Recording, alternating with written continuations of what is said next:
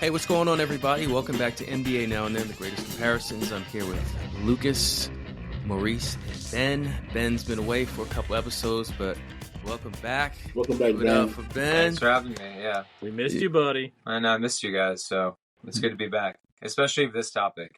Oh, man, these what-ifs. Got some good feedback, by the way, Ben, about this particular episode.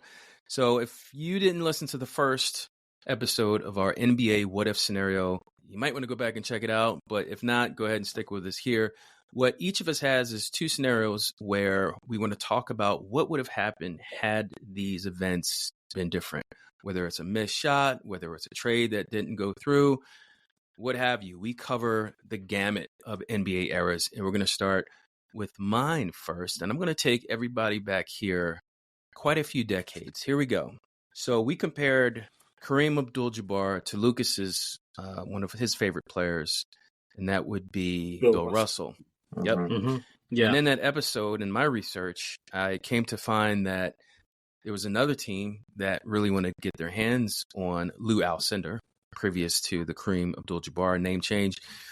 Had this team had signed Kareem, I think it would have had a huge impact on the league. So here's the situation. What if Lou Alcindor had signed with the New York Nets instead of the Milwaukee Bucks? You know, the Nets is next to New York. That's his hometown. If he signs with the Nets, is it more or less likely that he goes to the Lakers? I think it's probably less likely because why leave home, right? So that's a good point. So right. then he never goes to the Lakers, and then we never get the Showtime Lakers that we got, right? Yeah, the dynasty definitely looks different. And Magic Johnson might be out there by himself. I mean, they did have James Worthy. But yeah, I like that. What do you think, Ben? Yeah, it's interesting because he stayed in that big market. So it is interesting. He would have probably stayed in New York. Like, yeah. I know he's from there. Wherever he went, there was championships. So, and here's two other things to consider as well. If he signs with the Nets, then maybe the ABA survives, right? Mm-hmm. And then on top of that, you know, George Mikan, you know, former Laker, you know, gets credit on that versus being the guy of infamy on that, as Uriah pointed out in that episode. And then he plays with, at some point, he'll play with Dr. J. Yeah, pretty quickly, actually. Yeah. Now, we're talking 74, 75, correct? When he originally went to the Knicks. Well, no, it was 1969. Yeah, he got drafted the year after Russell retired. Right. Okay, so you're saying his full career. Okay, so he doesn't even go to the NBA. Yeah, he had the choice between the ABA and the NBA. Yeah. That would have been interesting because later on in 75, the Nets get Julius Erving and they win the ABA championship. I agree with Lucas. If Kareem Abdul-Jabbar or Lou Alcindor at the time would have went to the Nets, it would have uplifted the ABA's at least credibility to a point where it could have been real competition for the NBA. So for that aspect, this is actually a really good what if. I mean, we're talking like real NBA competition now. Yeah. Not just a team or a championship. It would have changed so much. The ABA might have lasted longer and given the NBA a more competitive experience in fighting for different fan bases, and who knows about expansion into different franchises and cities around the NBA.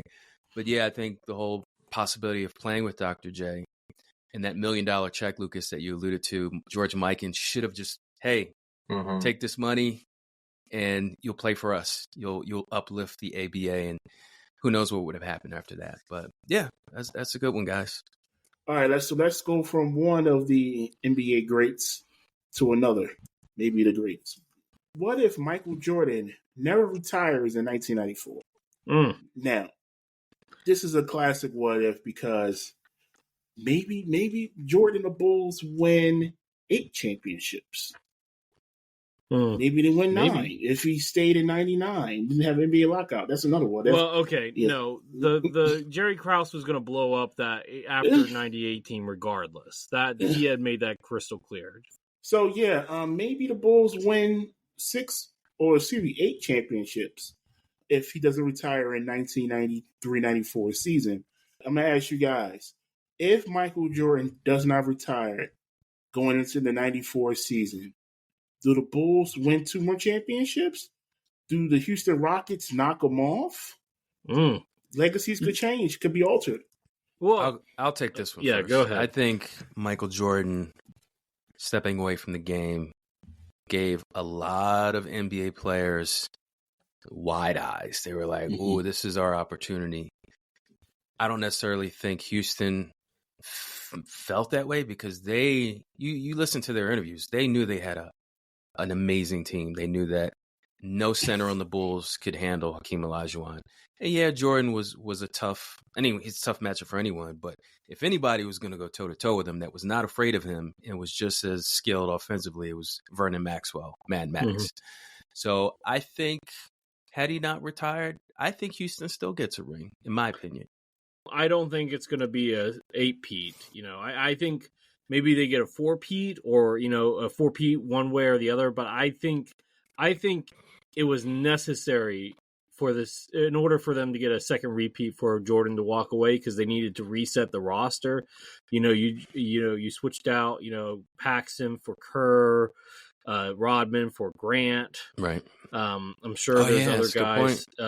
There's other guys I'm sure I'm leaving out, but I'm not overly sophisticated in 90s basketball, but I do know enough that they needed to reset. And look, even without Jordan, they still got pretty far in the playoffs with Scottie Pippen. So but I don't think there was an 8-peat, maybe there's a 4-peat in there, maybe not. I don't know. Yeah. I mean, look, who made the playoffs those two? The Knicks? The Knicks were a problem. That's what I was going to say. That, Lucas, the pre-knee injury Ewing was a problem. That team was really good. What did the Rockets Knicks series go? Did it go 6 at least? 7. It went 7 games. It went 7 games. So that kind of I actually think the Knicks would have been a tougher matchup for the Bulls. I think the Bulls would have gotten maybe at least one more championship. But the interesting thing is would Rodman have come over?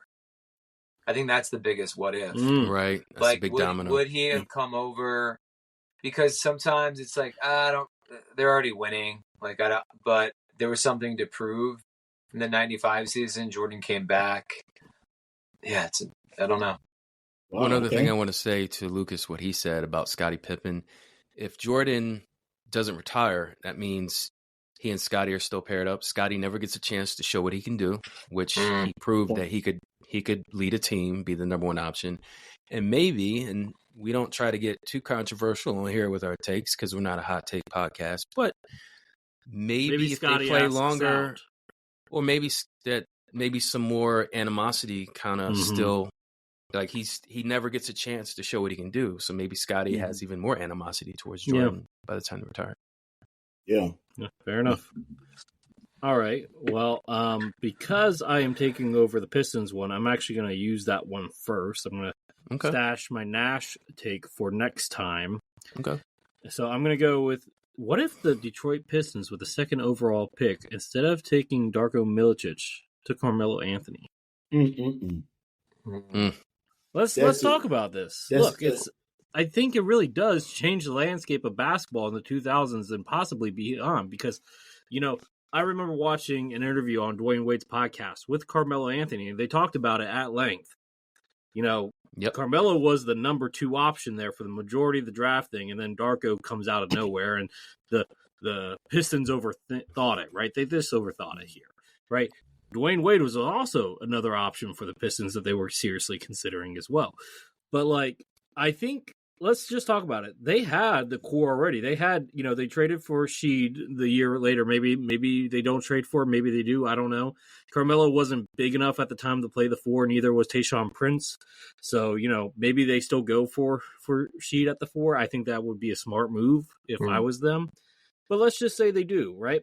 Then you have Tayshaun Prince coming off the bench, who's like an all-defensive player, multi-time all-defensive player. You have him coming off the bench. You have a second go-to scorer besides Chauncey Billups. If you have Carmelo, you win more than one championship. You win in 05, right? You win in 05. I say Pistons win at least 3 championships with Carmelo in that core. Huh? Even if he leaves for New York at 2010 like he did in Denver, that's still... That makes that Pistons era so much more great, and it was already really good to begin with. It changes the legacy of Carmelo. It does. It changes the legacy of the Detroit Pistons. It does. It kind of changes the landscape of the 2000s. Just imagine the 03-04 season, the Detroit Pistons win the NBA championship. Yep. Imagine if they had a young rookie scorer like Carmelo Anthony with a defensive-oriented team coached by Larry Brown. Now, Larry Brown basically dominate the 2000s. That's what they do. Yeah, right? Larry Brown just got finished coaching Allen Iverson, who was an offensive threat. Now you're talking about a 6'8" wing who could score, and you're going to teach him how to play defense, or at least team defense. Now, remember, this is the championship team. Some of his teammates were Chauncey Billups, Richard Hamilton, Tayshaun Prince, Ben Wallace, Rasheed Wallace. That was the 03-04 team. That would have been his rookie year. Yeah. That would have been a juggernaut of a team. Like, they would have took away a championship from the Spurs, the Heat maybe. Yeah, they beat the Heat with Carmelo. And like, let's just go through it. They beat the Heat with Carmelo.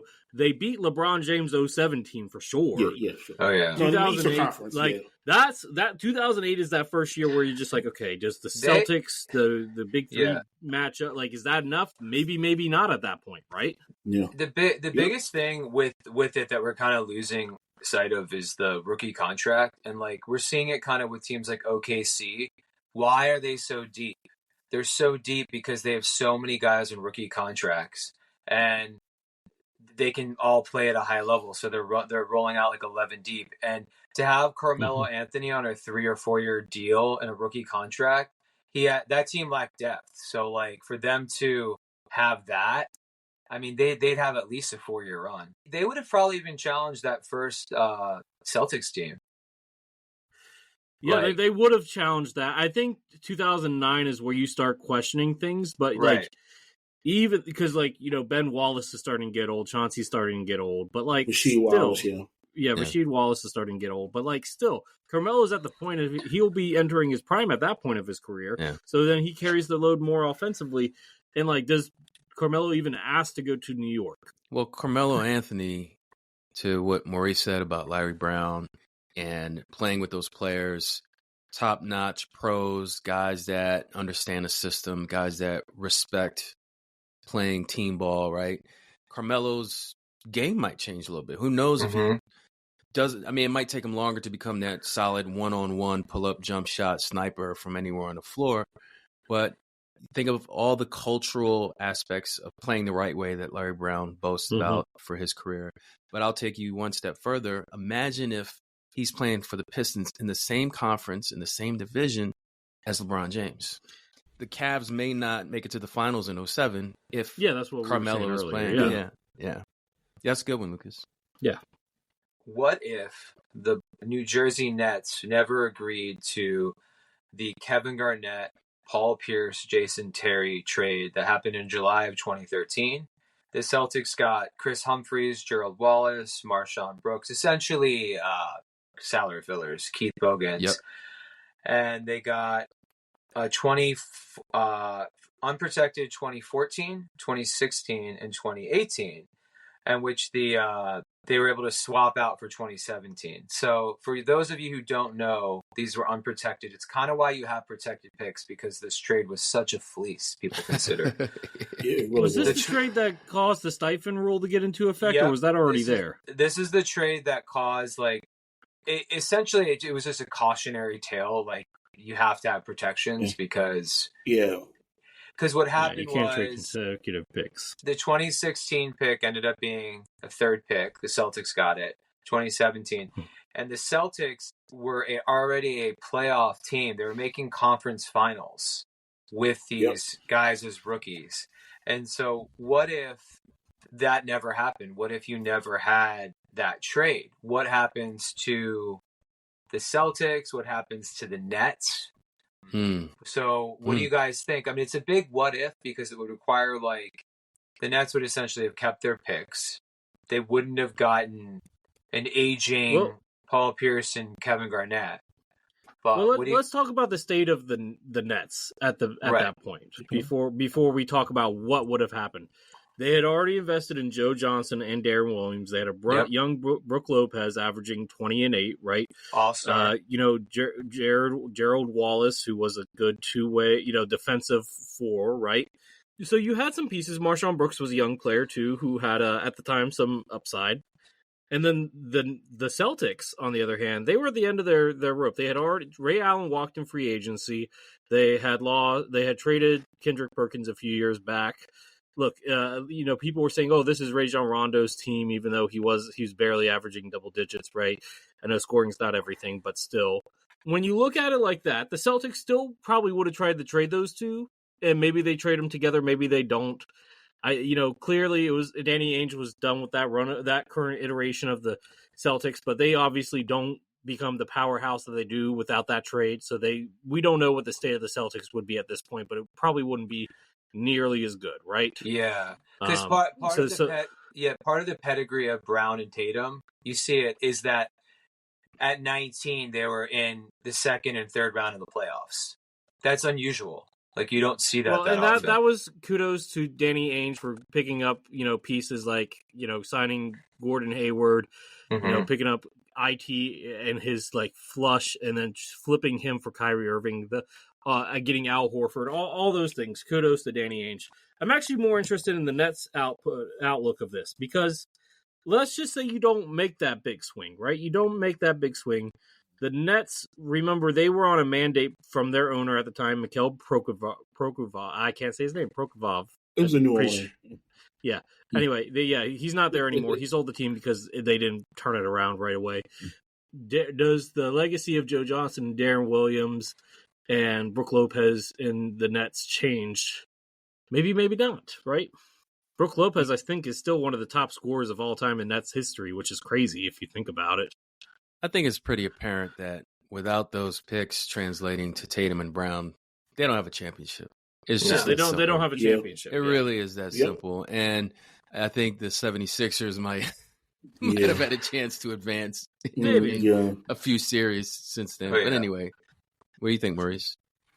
Yeah, looking at it from the net side of it, though, are they more successful with those trade pieces?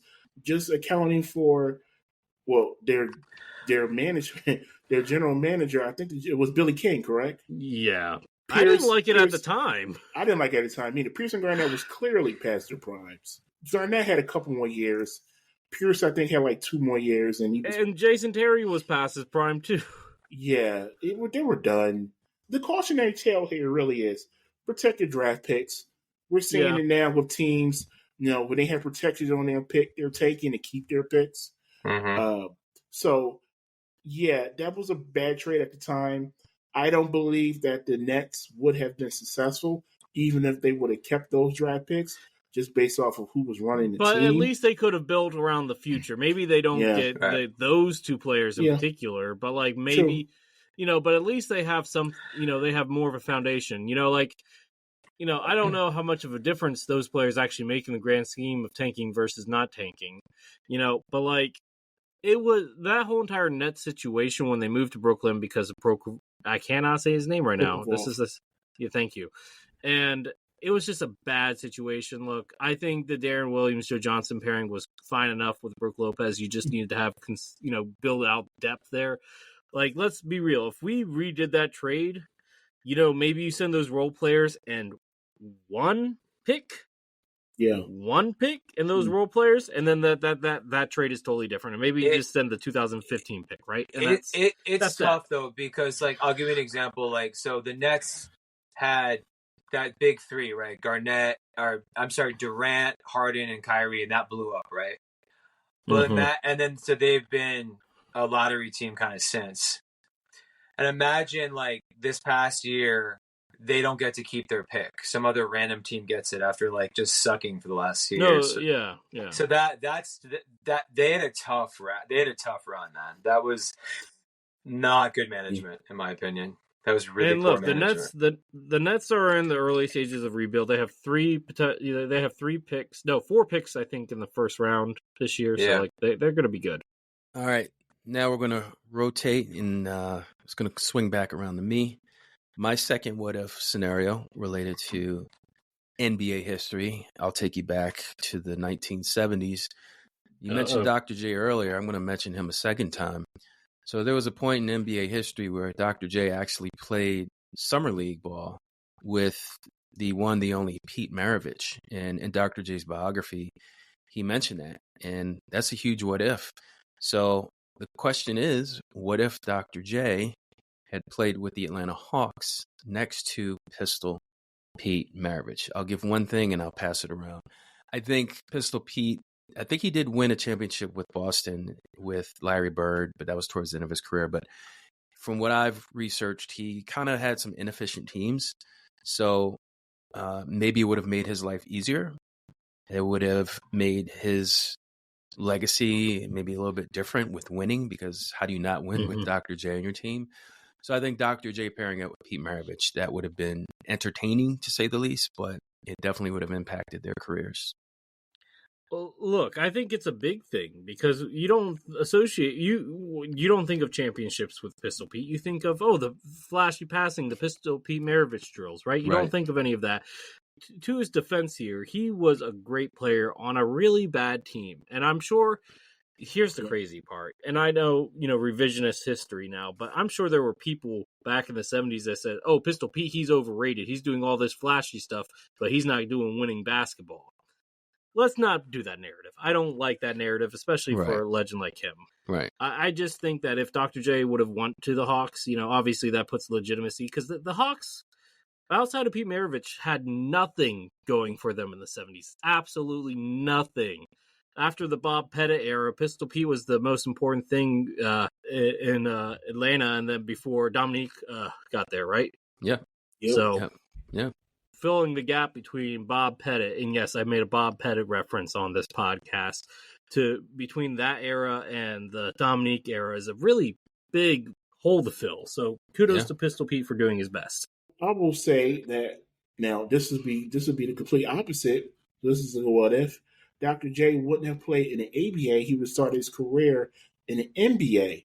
Now, statistically, that would have changed a lot, as we talked about during our Dr. J episode.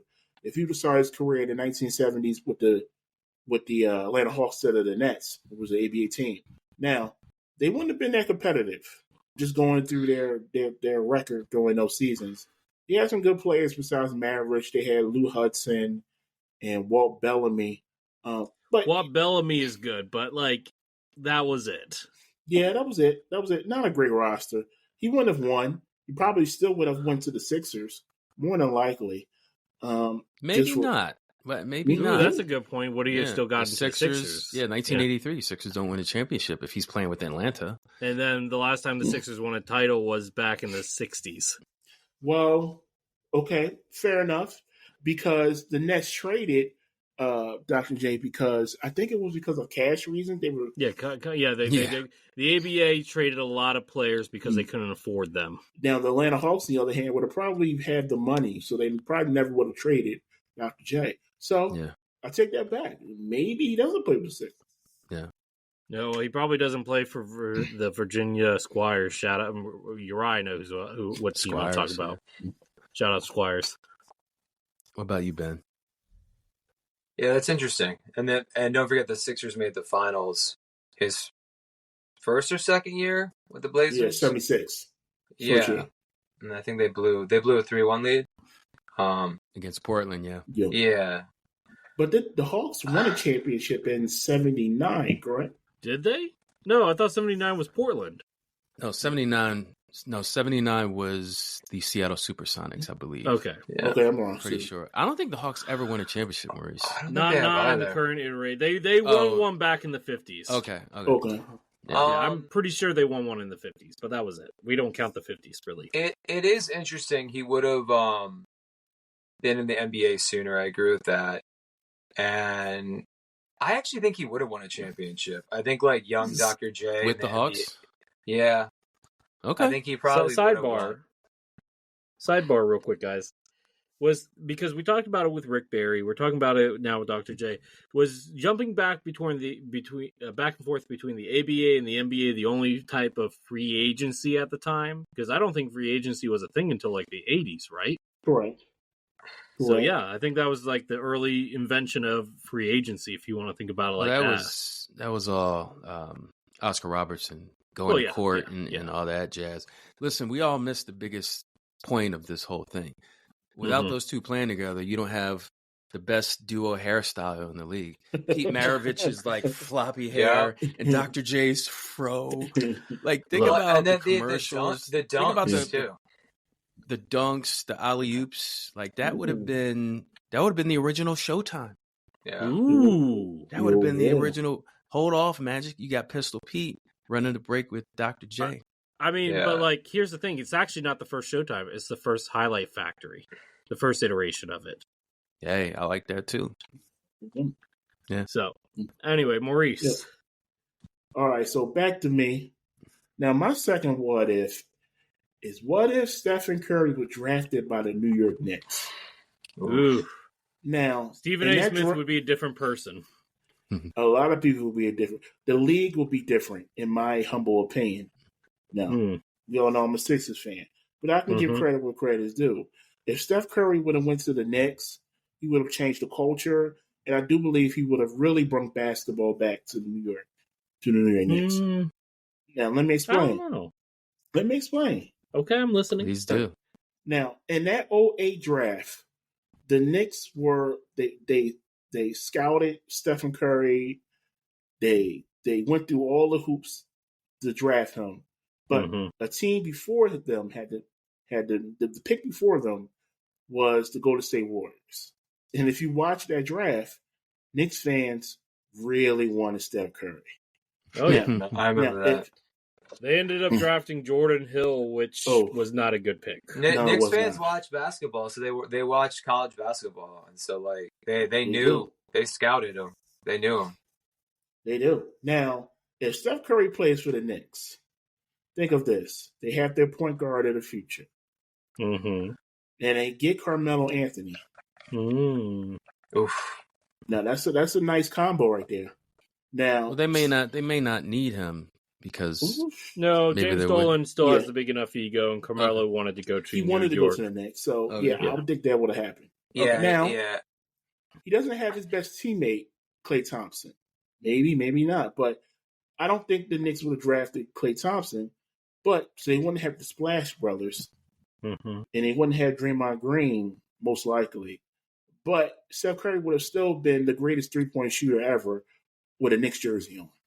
All right. And I do believe that changes the course of the NBA because now you're taking eyes that went from a franchise in Golden State that wasn't really one of the premier franchises.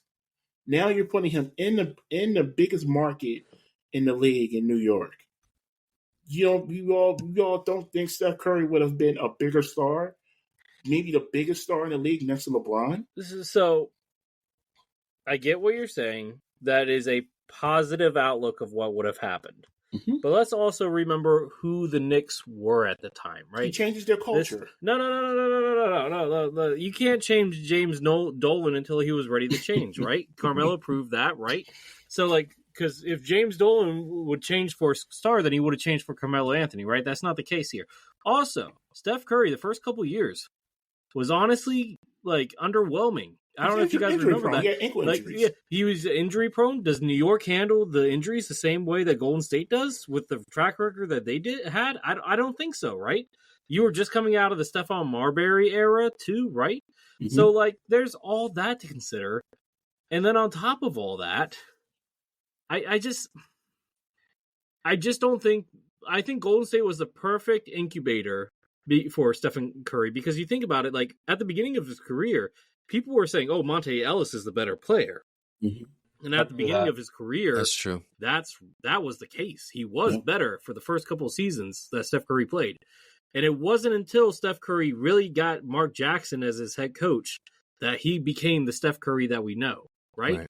So, do the Knicks? They had, I think, Mike Woodson at the time. Shout out to Mike Woodson. I like Mike Woodson as a head coach. Does he develop Steph Curry the way that Mark Jackson did? Or does Steph Curry become like a pseudo combo guard shooter off the bench? Like that, the way that he was developed is key to how Steph Curry became Steph Curry. Because I don't think without that development that he becomes the Steph Curry that we know and love. I would That's say me playing devil's advocate. Yeah. I'm saying that your situation could have happened, but it's more likely to happen this way. Curry was really good right away. I think he averaged like 18-8 or something, 17-8 his rookie year. I'll look it up. He had a really good rookie year, and then he had some injuries. But it wasn't until they moved on from Monte Ellis, Lucas, when they decided to build around Curry in like his third year, where they had success. But I think with Curry, we've all seen his documentary, I assume, but he gets better, right? And he shouldn't have been his 7th pick in the draft. Like, now Steph Curry is kind of like a cautionary tale where it's like, yeah, if someone has that much skill, they're like, he would have gone higher in a draft, like later on. We back in 2008, 2009, we were really obsessed with like potential and athleticism. And like, we that's why we were drafting all these like potential guys. Yeah, you draft guys like Curry now because you need shooting. No, Curry's definitely changed the way how the game is played for sure, and how you scout. Yeah. So I think the question. I think he would have been just as good on the Knicks. Yeah, he probably does become as good on the Knicks, but we don't know for sure if he revolutionizes the game. Right. I tell you who this would have impacted. If he plays with the Knicks instead of out west with the Warriors, to Maurice's point, playing alongside Klay Thompson, Draymond Green, maybe LeBron gets more championships. Think about that. Who was in his way? I actually think, Lucas, is interesting. I actually think the Thunder and Rockets might get a chip. I think the Rockets probably do get a chip. Yeah. I think they get a chip. The Rockets had so good of a team. They should have got at least one. And maybe the Thunder get it. We're not sure on that. I think the Thunder might have, because their iteration only lasted 3 years because Harden left. So I think the Rockets had a longer spell of being good. But I think one of those teams, if not both, you're right, get a chip. But here's the flip side to Uriah's point as well. You know, Steph Curry might have stopped LeBron from getting to the NBA Finals a few times if he was on the Knicks. Uriah, you guys, no, but Maurice Stoudemire, that team was really good.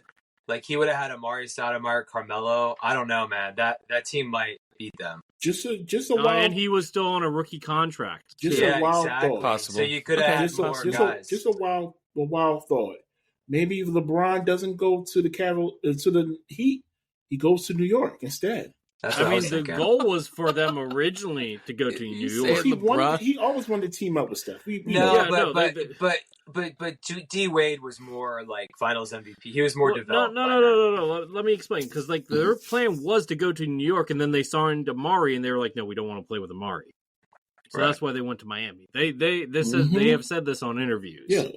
It is interesting because, it would have been like they would have had a guy on a rookie deal. They would have signed more players. So, it's a big what if. I don't know. But I think the biggest thing is other teams out west would have won a chip. Yeah, fair enough. All right, let's go to you. Wait a second. Me? Okay, me. So, Uriah has been questioning this all week long, but I'm going to... Yes.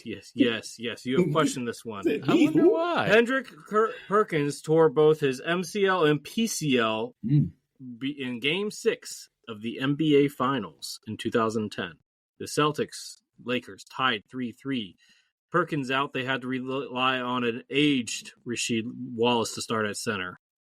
And they ultimately lost Game 7 to the Lakers, giving Kobe his second repeat here. So, and Phil Jackson his fourth. So, keeping that in mind, I think the knee injury to Kendrick Perkins was the beginning of the end of the Celtics dynasty. I say that for a couple of reasons. One, Perkins, if he was healthy, I am surprised Perkins did not get any defensive awards like he should have. First off, Perkins was an elite defensive center in the NBA. Okay, he was. Him and KG locked other opposing front courts down, right? So, he should have gotten more credit than he deserved. Following year, Kendrick Perkins gets traded to the Thunder. He goes to the Thunder. He gets them to the NBA Finals with the young KD, James Harden, Westbrook. If that injury doesn't happen, does Perkins still get traded? Do they try to keep that core together a little bit longer so that they can win another title? Maybe, maybe not. Then, like I said, soon after, 2 seasons after that injury, Ray Allen leaves because they can't afford to pay them anymore, and Ray Allen's just trying to win a championship. But if Kendrick stays, maybe ownership was willing to pay, right? So I think the Perkins injury really, if he stays healthy and they win the championship, guess what? I think that core stays together longer. The segment I'm about to do after this is kind of that. It's like, oh, what if they won this series? What would have happened in the offseason? And it's, they would have made it work. That's what winning basketball does. That's what the Warriors did. That's what the Celtics just did. All those guys took less money. And like Derek White could have been a max player on a team. But he's like, no, I like it here. I'm winning here. I mean, Derek White could be a number 2 option on a team. But he's like, no, I'm chill being the 4th or 5th option on this championship team because that's what winning does. So I do think, like, had they beaten the Lakers, I think he stays. I don't think it affects the Thunder as much, Lucas. They didn't get Steven Adams until after that draft, after that NBA Finals trip. So wasn't he a liability, though? By then, Perkins in that series, was he? Yes, he was. That was the first time Miami did small ball with Bosch at center. Nobody was expecting that. I do remember some of them in and out based off of defensive or offensive possessions. Yeah. But besides that, though, maybe they do win a championship, and that does alter some things. That alters Kobe's legacy. It alters, Phil Jackson's legacy. It actually helps KG. It helps cement that Boston Celtics era of being one of the top eras in Boston Celtics history, right? Yeah. Doc Rivers, maybe that affects Doc Rivers, him. It helps his legacy, right? Definitely. Yeah. It does. Yeah, that's an injury. What if that?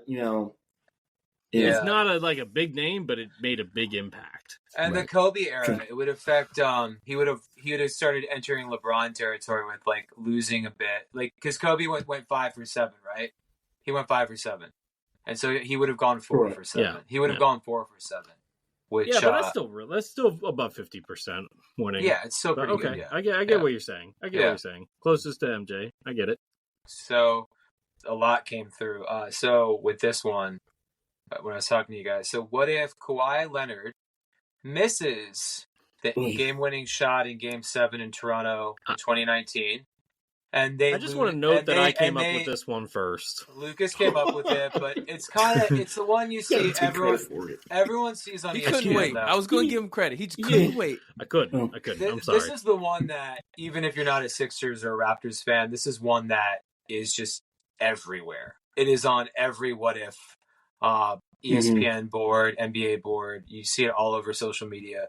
So what if Kawhi Leonard misses the shot and they lose in overtime and the Sixers win the series? So the biggest one would be they matched up better than that iteration of the Bucks had like Eric Bledsoe. They most likely make the finals, and then they would have played the Warriors. But even if they lost to the Warriors, the thing we can all agree on is Jimmy Butler. They work it out because they would work that out. And I'm not even saying if they won the championship because that's too much what if, because that would require like it made the Toronto series is, although KD had a nagging injury, so maybe those players still get hurt. I don't know if you guys remember the injury history of KD and Clay. Yeah. It was a nagging. He had injured his ankle a couple of series before. So they most likely win the championship. Jimmy resigns. They work it out. Vibes are good. JJ Redick resigns. Yeah. TJ McConnell resigns. What do you guys think? So I kind of laid out a lot there, but what do you guys think? Well, I think it would be clear that I think people would have a much different opinion of Joel Embiid, right? Yes. People would have a much different opinion of Joel Embiid. He wouldn't be like, oh, well, if he was healthy, he may not, but like he wasn't healthy. He wasn't healthy during that playoffs. Let's be clear. He was sick, though. He most likely It wasn't just sick. stomach It was bug. it was knee stuff too. But like, but given Joel Embiid, there would be no question that Joel Embiid is a top 5 player still, right? He probably Joel Embiid's legacy as a NBA center would be cemented. Given who Golden State was throwing out there at center, he probably would have won Finals MVP off of statistics. Yeah, that's a good point. I can see it. Let me say him this. or Butler if they won. Mm-hmm. If the Sixers, let's go back to that game first. It was an improbable shot. Yeah, it was a very improbable shot. It was also Sixers a travel. Fans. One of the only times that definitely it was a travel. I was Sixers fans who say he traveled. Dude took 5 steps. Yeah, and you had two all NBA 7-footers going at him, so you couldn't have defended it any better. In Embiid and Simmons. Embiid went for it. You could have denied him the ball. Does this change what happens with Ben Simmons though? First of all, I think Jimmy Butler stays, and I think that's the key number 2 for Joel Embiid. If the Sixers win that and they go on to the NBA championship, there was another round after that, by the way. But just for argument's sake, if they do play the Warriors and win, I think Jimmy Butler stays. Now, that changes the course of the Sixers' history. And if you keep Jimmy and let Tobias walk, Ben Simmons is a champion. He doesn't have that chip on his shoulder. So I think he plays with a little less on him. Like I said, chip on his shoulder. He plays without that chip. I think it changes the history of Joel Embiid. We look at Joel Embiid a lot differently these days if he won a championship. Now, Ben Simmons, Ben Simmons had his issues. Let's just put it to you like that. Maybe he still walks. Maybe he still, passes the ball instead of dunking it. Maybe. I don't know. Maybe that changed the course of things still. Also, don't forget Brett Brown. Mm-hmm. He doesn't get fired the season afterwards. Yeah. They don't trade for Al Horford. I mean, they don't sign Al Horford. Right. No. Yep. They have that championship pedigree going into a bubble season where Jimmy Butler's playing for the Miami Heat and he's carrying them to the finals. Now he's carrying maybe the Sixers to the finals. And you keep JJ Redick. Yeah. And by the way, that bubble season was probably the only healthy season Joel Embiid had in the playoffs. Yeah. Ironic. Yeah. So there's a lot of what ifs there. It's a good one though.